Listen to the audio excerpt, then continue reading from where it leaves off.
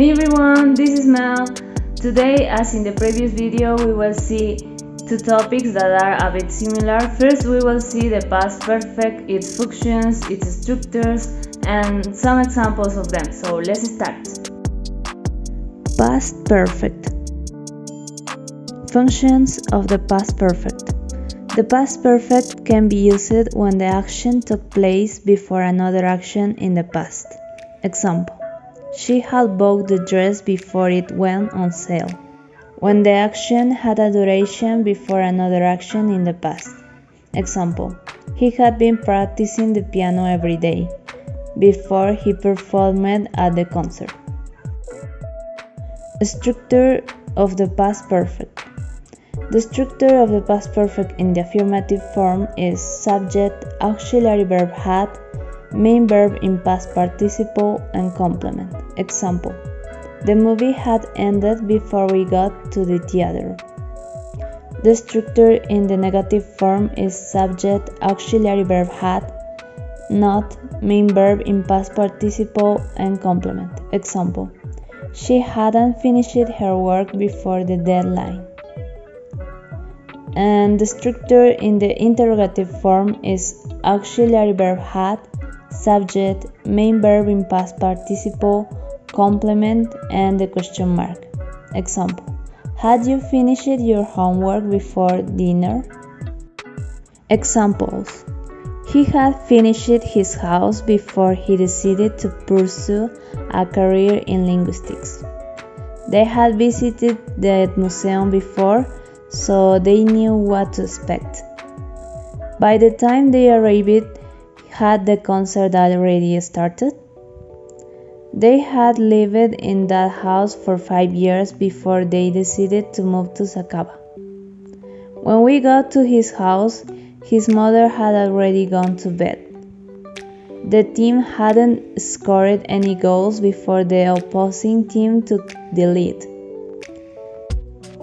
They had saved enough money to buy their dream car before facing unexpected expenses. Well, we already saw how the past perfect is. It isn't so complicated when you manage to understand it, but now we will see the past perfect progressive. So let's start. Past perfect continuous. Functions of the past perfect continuous. The past perfect continuous can be used when we want to show that something started in the past and continued up until another time in the past.